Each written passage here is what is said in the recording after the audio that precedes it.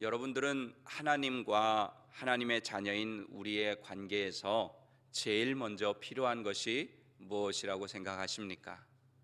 나는 하나님의 자녀고 우리 하나님께서 나의 아버지가 되시는데 이 관계 속에서 제일 필요한 것, 저는 우선적으로 필요한 것이 우리의 믿음이라고 생각합니다. 하나님의 생각은 우리의 생각과 다르고 또 우리의 마음보다 훨씬 크시고 모든 것을 아시는 분이기 때문에 하나님을 이해하려고 하기보다 하나님을 믿는 것이 우리에게 먼저 필요합니다. 바둑을 두시는 분들은 잘 아시겠지만 하수가 고수의 수를 읽을 수 없는 것처럼 하수인 우리가 최고의 고수가 되시는, 최고의 상수가 되시는 하나님의 수를 읽을 수 없습니다. 하지만 우리는 하나님의 수를 완전히 다 읽을 수는 없지만 하나님을 믿고 의지하는 것은 할 수 있습니다.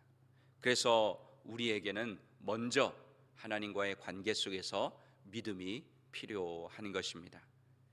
하나님께서는 본문 앞에 나오는 4절, 5절에서 아브라함에게 하늘의 별처럼 많은 자손을 약속하셨습니다. 비록 그가 자식을 바랄 수 없는 육신적인 나이였지만 하나님의 역사는 끝나지 않았기 때문에 그의 후계자는 반드시 그의 몸에서 나올 것이라고 선포하셨습니다. 그러자 아브라함은 그 말씀을 믿었고 하나님께서는 아브라함의 믿음을 의로 여겨 주셨습니다. 우리 로마서 4장 13절 함께 읽어보겠습니다. 아브라함이나 그 후손에게 세상의 상속자가 되리라고 하신 언약은 율법으로 말미암은 것이 아니요 오직 믿음의 의로 말미암은 것이니라. 아멘. 오늘 본문은 하나님께서 아브라함의 두 번째 관심사이자 그를 불안하게 하는 땅의 문제를 언급하십니다. 특별히 오늘 본문 7절에 나오는 나는 여호와니라 하고 하는 표현은 아브라함 당시 왕들이 중요한 선언문을 시작할 때 사용하던 형태와 같습니다. 이 선언문은 누구도 바꿀 수 없는 선포자의 절대적인 권위를 상징합니다. 쉽게 이해하시도록 예를 들면 한국의 사극을 보게 되면 왕이 내린 명령을 뭐라고 합니까? 어명이라고 하죠. 그죠? 어명. 그리고 그 어명을 내릴 때 제일 앞에 뭐라고 선포합니까? 어명이요 하고 선포를 합니다. 그러면 비록 왕이 직접 그것을 읽지 않고 그 자리에 왕이 없어도 그 어명을 듣는 사람들은 다 어떻게 합니까? 그 자리에 다 엎드려요. 예를 갖춰요. 그것이 바로 왕의 명령의 권위입니다.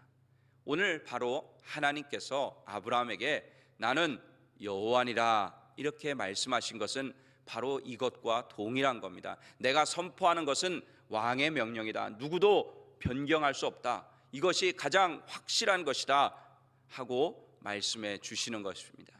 그리고 또 아브라함에게 이것을 말씀하시는 것은 왕이 부하에게 선물을 내리는 것과 같은 형식을 취하고 있습니다. 즉 왕이신 하나님께서 아브라함에게 일방적으로 선물하시는 은혜라는 뜻입니다. 저는 오늘 본문 말씀에 의지해서 나는 여호와니라는 제목으로 하나님을 하나님으로 믿는 믿음이 필요한 시대를 사는 우리에게 주시는 두 가지 은혜를 나누고자 합니다. 첫째로 하나님의 자녀들이 하나님께 가까이 다가오기를 원하시는 하나님으로 믿어야 합니다. 창세기 15장은 하나님께서 인간인 아브라함과 언약을 맺으시는 중요한 내용을 담고 있습니다. 그 중에서도 오늘 본문 7절은 그 언약의 서론과도 같은 부분입니다. 하나님께서 언약을 맺으시려는 아브라함에게 아브라함을 갈대아 우르에서 이끌어낸 주체가 바로 하나님이시라고 하는 것, 지금까지도 인도해 주신 분이 하나님이시라고 하는 것을, 또 하나님 아브라함을 이끌어낸 목적이 무엇이라고 하는 것을 말씀하고 계시기 때문입니다. 오늘 본문 7절 다시 한번 읽어보겠습니다. 또 그에게 이르시되 나는 이 땅을 내게 주어 소유를 삼게 하려고 너를 갈대아인의 우르에서 이끌어낸 여호와니라. 아멘. 하나님께서 하수인 아브라함이 상상도 하지 못하는 최고의 상수이신 하나님의 큰 그림을 보여주시려고 시작하시는 부분입니다. 하나님은 지금까지 아브라함의 발걸음을 인도하시고 보호하시고 지키신 분이라고 말씀하십니다. 그러므로 아브라함이 하나님의 말씀을 믿고 순종하여 고향과 친척과 아버지의 집을 떠나 그 이후 하나님께서 어떻게 인도하시고 역사하셨는지 아브라함으로 하여금 기억나게 하십니다. 하지만 아브라함은 아직 하나님께서 왜 이런 말씀을 자신에게 하시는지 이해가 되지 않았습니다. 단지 하나님께서 자신과 함께 하시고 자신을 인도하시고 도우신다는 정도만 알 뿐이었습니다. 자신이 하나님의 말씀을 따라 왜 가나안 땅에 왔는지, 하나님이 왜 아브라함의 자손을 하늘의 별과 같이 해주시겠다고 하시는지, 왜 가나안 땅을 자신에게 주시려고 하시는지 자신의 삶과 자신의 생각과 잘 연결이 되지 않았습니다. 그래서 아브라함은 하나님께 묻습니다.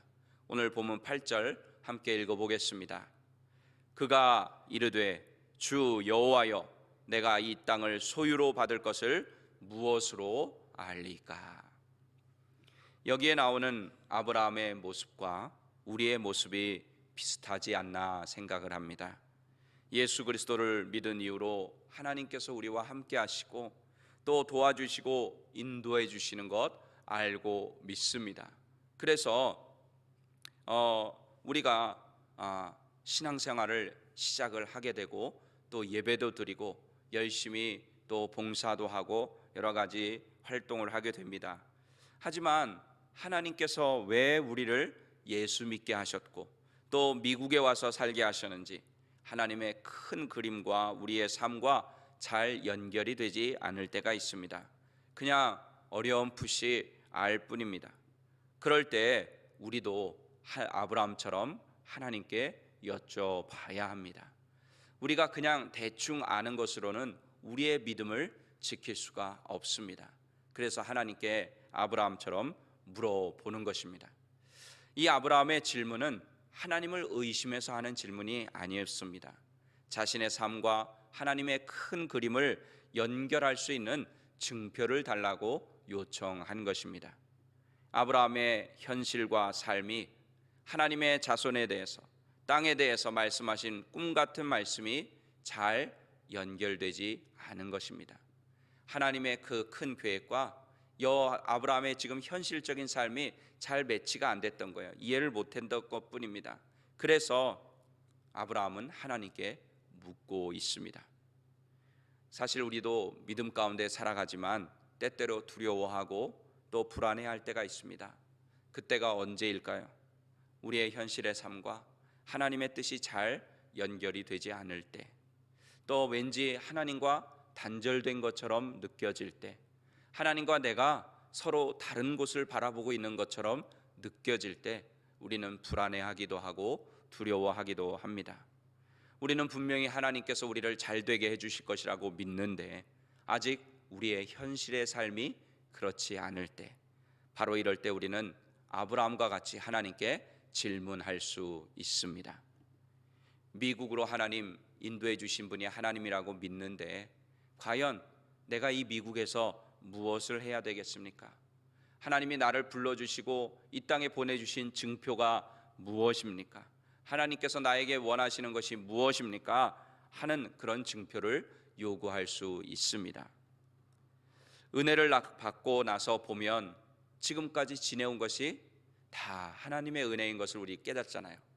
우리가 비록 예수를 나중에 믿어도 처음부터 모태신앙이 아니라 할지라도 예수를 믿고 나면 지나온 삶들이 내가 산 것이 아니라 하나님의 은혜로 살았구나 하는 것이 깨달아집니다. 그래서 더욱 열심히 신앙생활해야지, 더욱 열심히 예배드려야지, 내가 하나님이 기뻐하시는 삶을 살아야지 이렇게 결단하고 최선을 다해서 말씀대로 살려고 합니다. 그런데 갑자기 예상치도 못한 고난이 찾아옵니다. 하나님의 큰 그림을 안다고 생각했는데, 왜 하나님이 나를 불러주시고 이곳에 보내주셨는지 안다고 생각했는데, 고난이라고 하는 현실을 마주하게 되니까 이해도 안 되고, 나를 향한 하나님의 뜻과 현실, 그 삶이 연결이 안 되니까 불안해하고 두려워하는 것입니다. 이럴 때 우리는 주저앉아 있는 것이 아니라, 그것으로 상심해 있는 것이 아니라, 낙심해 있을 것이 아니라, 오늘 아브라함처럼 하나님께 증표를 요구해야 합니다. 그런데 우리가 하나님께 믿음의 증표를 요구할 때 알아야 할 중요한 사실이 하나 있습니다. 오늘 본문에도 보면 아브라함이 하나님께 증표를 요구해요. 하나님께서 왜 이 땅을 나에게 주시려고 하시는지 보여달라고 요구를 합니다. 그럴 때 하나님께서 아브라함에게 믿음이 없다고 야단치지 않으셨다는 것입니다. 꾸짖지 않으셨다는 것입니다. 너는 내가 여태까지 인도해 줬는데 아직도 그걸 모르냐고 하면서 우리에게 아브라함에게 그렇게 말씀하시지 않았습니다. 왜냐하면 우리 하나님은 아브라함의 마음을 아셨고 그 질문의 의미가 무엇인지 아셨기 때문입니다. 그래서 하나님은 그 증표를 보여주셨습니까? 안 보여주셨습니까? 이제 우리 다음에 살펴보겠지만 보여주셨습니다. 사실 우리는 자주 우리 수준에서 하나님을 믿을 때가 있습니다. 인간의 한계겠죠. 우리가 아는 수준에서 하나님을 믿는 것입니다. 특히 우리 생각에 믿음이 없는 것 같이 기도하면 왠지 하나님께서 우리를 혼내시거나 우리에 대해서 실망하실 것처럼 생각할 때가 있습니다. 또는 때로는 내가 그래도 이 정도 신앙생활 하는데 이거를 믿는 건 조금, 이런 걸 묻는 거는 조금 내 신앙의 자존심에 허락하지 않아서 묻지 않는 경우도 있습니다. 목사인 저도 그럴 때가 있습니다. 이렇게 기도하면 하나님께서 목사가 이런 것도 몰라? 하면서 꼭 그렇게 말씀하실 것 같고, 왠지 하나님이 나에 대해서 실망하시지 않을까? 그런 생각이 들어서 이 목사의 자존심에 묻지 않는 그런 경우도 있습니다. 하지만 우리 하나님께서는 우리의 모든 것을 다 아신다, 모르신다? 다 아십니다. 내가 묻지 않아도 우리 하나님은 우리의 마음의 중심을 보시기 때문에 다 아세요. 하나님께서는 인자와 긍휼과 자비가 넘쳐나시는 분이십니다. 우리의 중심을 보시는 분이기 때문에 오히려 우리가 연약함을 가지고, 하나님, 제가 이렇게 연약합니다. 하나님, 제가 하나님의 뜻을 아는 것 같았는데 알고 보니까 잘 모릅니다. 하나님, 그러니까 알려주세요 하고 솔직하게 다가가는 것을 우리 하나님은 더 기뻐하신다는 것입니다. 저는 그것이 기도라고 믿습니다. 이런 기도라는 영적인 통로를 통해서 나는 너의 여호와니라 이렇게 말씀하시며 우리와 가까이 지내기 원하시는 그 하나님과 소통하는 믿음의 사람들이 되시기를 바랍니다. 둘째로, 하나님의 자녀들과 실제적인 관계 속에서 지내기 원하시는 하나님으로 믿어야 합니다. 하나님께서 나는 여호와니라 라고 아브라함에게 말씀하신 또 다른 목적이 있습니다. 여호와 또는 야훼 이렇게 얘기하는데 발음상의 차이일 뿐인데요, 이것은 하나님께서 직접 사람에게 주신 하나님의 이름, 고유 이름입니다. 고유 명사예요. 출애굽기 3장에서 모세가 이렇게 질문합니다. 하나님, 제가 이스라엘 백성들에게 가서 이렇게 애굽에서 너희를 탈출시키실 것이다 이렇게 얘기하면 그들이 그러면 그 하나님의 이름이 뭐냐 이렇게 물어볼 때 뭐라고 답하면 되겠습니까? 이렇게 하나님께 물어봤을 때 이름을 주시는데, 오늘 아브라함에게 말씀하신 나는 여호와니라 하는 그 이름을 주세요. 우리 출애굽기 3장 15절 함께 읽어보겠습니다.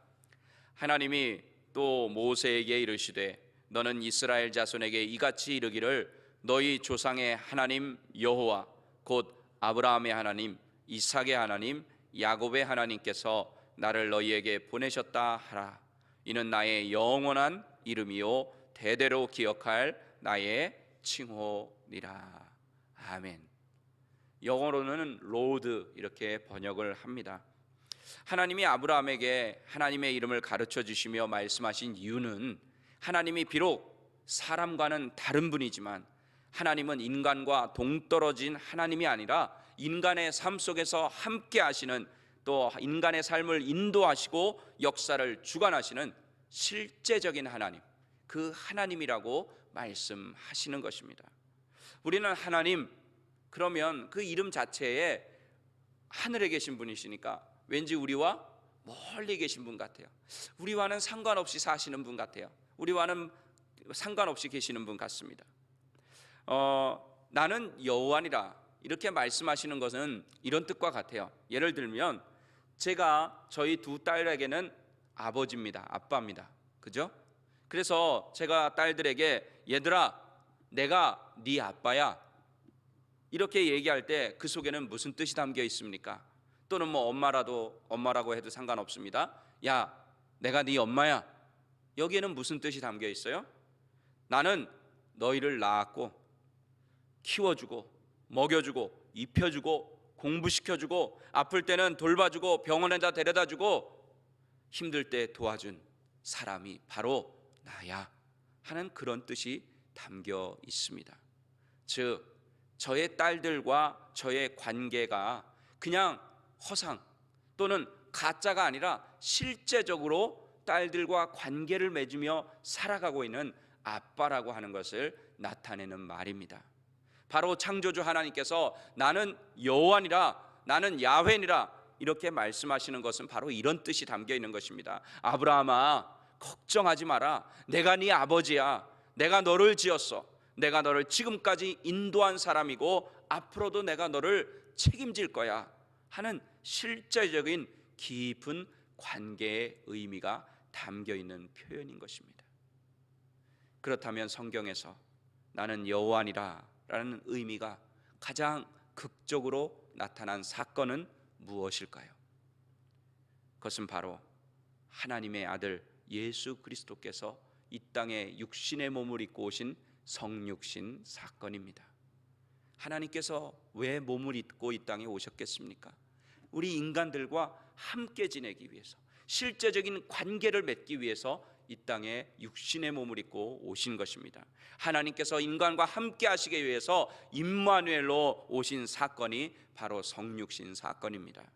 육신의 몸을 입고 사람과 똑같이 사람과 함께 30년 넘게 사셨습니다. 그리고 사람들을 죄에서 구원하시기 위해서 십자가에서 자신의 모든 것을 다 내어 주셨습니다. 심지어 부활 후에 제자들이 두려워할까 봐 내가 세상 끝날까지 너희와 함께 할 것이라고 약속해 주셨습니다. 그리고 하늘 올라가시면서 그냥 올라가신 것이 아니라 보혜사가 너희에게 오실 것이다, 그러면 그분이 너희와 항상 함께 할 것이라고 하시며 보혜사 성령님까지도 이 땅에 보내주셨습니다.